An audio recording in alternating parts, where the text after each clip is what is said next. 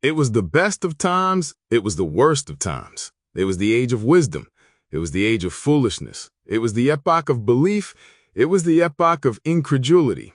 It was the season of light, it was the season of darkness. It was the spring of hope, it was the winter of despair. We had everything before us, we had nothing before us. We were all going direct to heaven, we were all going direct the other way. In short, the period was so far like the present period that some of its noisiest authorities insisted on its being received for good or for evil in the superlative degree of comparison only. For anyone who's ever wrestled with the idea of justice, vengeance, and the sheer human cost of revolution, these words resonate with an unsettling power. It's a world on the brink, where the weight of past sins threatens to shatter the present, and one man's quiet act of sacrifice could reshape everything. Welcome to the Ink and Argument Podcast. I'm Malik, and today we're delving into the epic historical novel A Tale of Two Cities by Charles Dickens. Before we continue, please remember to like this episode and follow our podcast for more insightful discussions. If you have a different perspective on A Tale of Two Cities or want to be a guest, reach out to us on Instagram. It's truly one of the most iconic openings in literature, isn't it? That immediate juxtaposition sets the stage for the entire narrative. Dickens isn't just telling a story, he's capturing the very spirit of an era, highlighting the profound contradictions and inequalities that define both London and Paris in 1775. He does, and he pulls no punches in describing the state of England. We see a landscape rife with crime, daring burglaries and highway robberies right in the capital every night. Justice is harsh, almost indiscriminately applied, as evidenced by the sheer number of executions from minor offenses like hanging a housebreaker on Saturday who was taken on Tuesday, or burning pamphlets at Westminster Hall. It paints a picture of a society struggling to maintain order, often through brute force. Exactly. The hangman is described as ever busy and ever worse than useless. There's a cynicism baked into the system, a sense that the law is less about rehabilitation and more about spectacle and deterrence, though it often failed even at that. And across the channel, Paris presents a stark yet equally disturbing contrast. The initial portrayal is of extreme aristocratic excess and indifference. The Monsignor, needing 4 men just to serve his morning chocolate, encapsulates this almost absurd level of luxury. It's a world where the elite believe the earth and the fullness thereof are mine, saith Monsignor. And this opulence exists directly alongside abject poverty. Dickens contrasts the Monsignor's grand hotel with the poverty of Saint-Antoine, where people gather to drink spilled wine from the streets.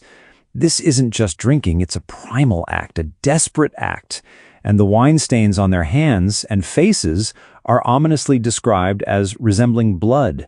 It's a potent foreshadowing of the violence to come. It's almost as if the groundwork for the revolution is literally being laid in those streets. We're introduced to Mr. Lorry, a man of business from Tellson's Bank, traveling with a mysterious message, recalled to life. What is the significance of this phrase, and how does it introduce the human element into this grand historical backdrop? The phrase, recalled to life, is central to the novel's themes of resurrection and transformation. Mr. Lorry's journey to Dover is to meet Lucy Manette, the daughter of a client. He has to explain to her that her father, Dr. Manette, whom she believed to be dead, has actually been imprisoned in the Bastille for 18 years. He's literally being recalled to life from a living grave. This revelation sets in motion the personal narrative that runs parallel to the historical one. And when they finally find Dr. Manette in the garret, he's a shadow of a man, making shoes, barely able to speak beyond 105 North Tower. It's a heartbreaking scene. Lucy's compassion, her golden hair, and gentle touch seem to be the only things that can pull him back to reality. It's almost a miracle. It is, and that golden thread of Lucy's love becomes the binding force for the entire Manette family. She embodies hope and healing. But while Dr. Manette begins his slow recovery in London, the seeds of revolution in Paris, nurtured by figures like Madame Defarge, are growing into something far more sinister than anyone initially imagined. Indeed. This brings us to Charles Darnay, who is tried for treason in London It's a crucial early plot point. We see the legal system at play, but it's not entirely just, is it? The witnesses against him, John Barsad and Roger Cly, are clearly unreliable. It feels like a setup. It's absolutely a setup designed to highlight the corruption and political machinations of the time. Barsad and Cly are essentially professional perjurers, spies who would testify for profit. Darnay's acquittal, though, comes about due to a clever intervention by Sidney Carton, who points out his uncanny resemblance to Darnay. This introduces a pivotal dynamic between the two men. That resemblance is striking, almost unsettling. And Carton, Darnay's legal counsel, seems to be a man of immense talent, yet utterly wasted. He's depicted as intelligent but dissolute, calling himself a jackal to Stryver's lion. His self-awareness of his wasted potential is agonizing. He declares, "I care for no man on earth, and no man on earth cares for me." Before we continue, please remember to like this episode and follow our podcast for more insightful discussions. If you have a different perspective on A Tale of Two Cities or want to be a guest, reach out to us on Instagram, Ink and Argument Podcast. We'd love to hear from you. Carton's character arc is fascinating. He's introduced as a cynical alcoholic lawyer, but he possesses a deep, unrequited love for Lucy.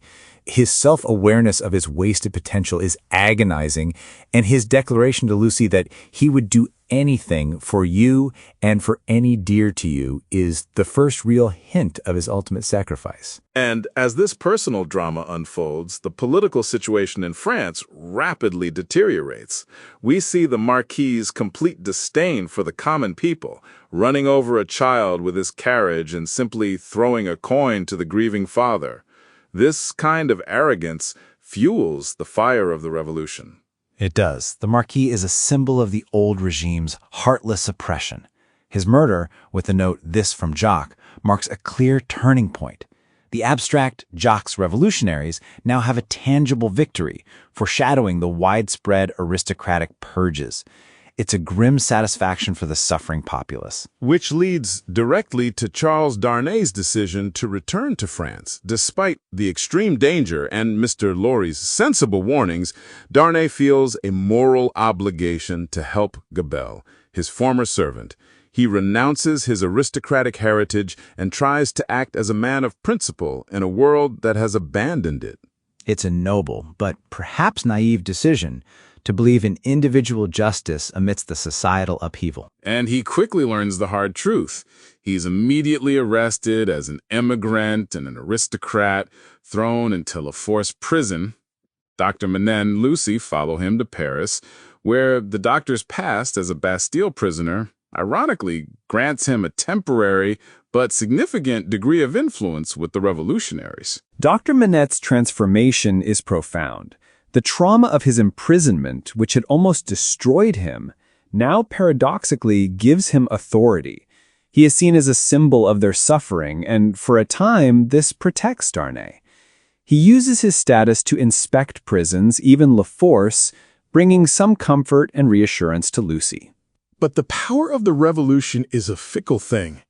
Darnay is eventually re-denounced, and this time the denunciation comes from multiple sources, including the Defarges, and shockingly, Dr. Manette himself. This is revealed through the reading of Manette's prison letter, a harrowing account of the Evermond family's atrocities against a peasant family. That letter is the narrative's bombshell. It retroactively justifies Madame Defarge's implacable hatred. Her family was the one destroyed by the Evermond brothers.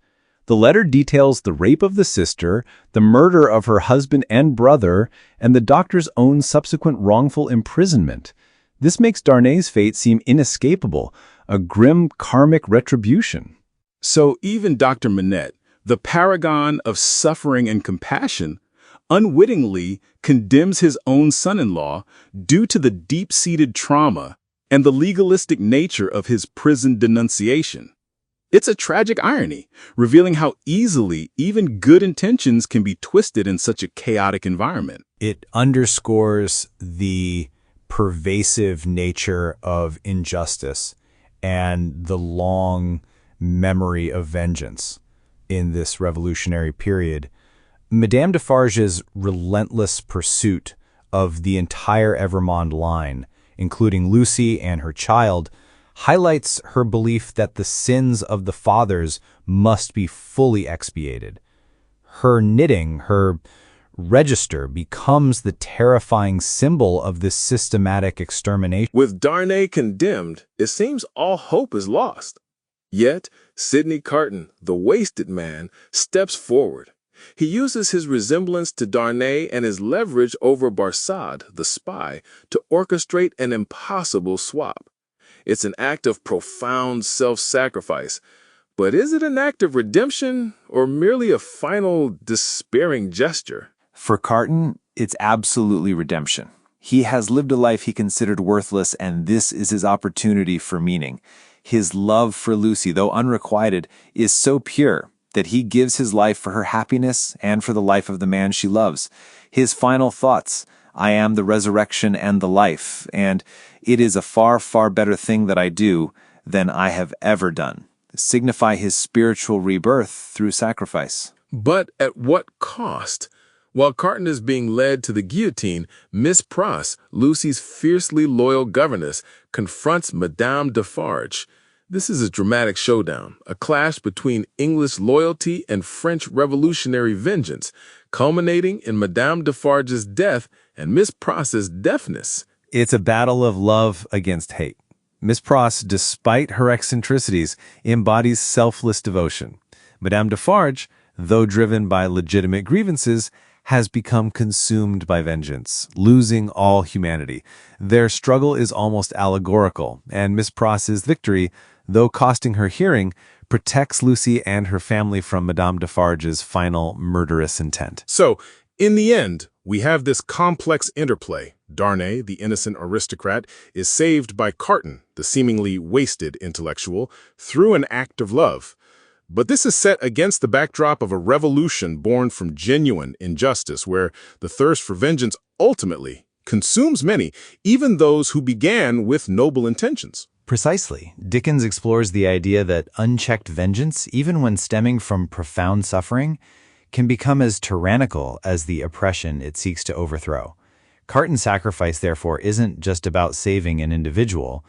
It's a testament to the enduring power of love and selflessness as a counterpoint to the destructive forces of hatred and political extremism. It offers a glimmer of hope that humanity can rise above its darkest impulses. And that, perhaps, is the true recall to life, not just for Dr. Manette, but for the moral compass of individuals in a world gone mad. Thank you for joining us on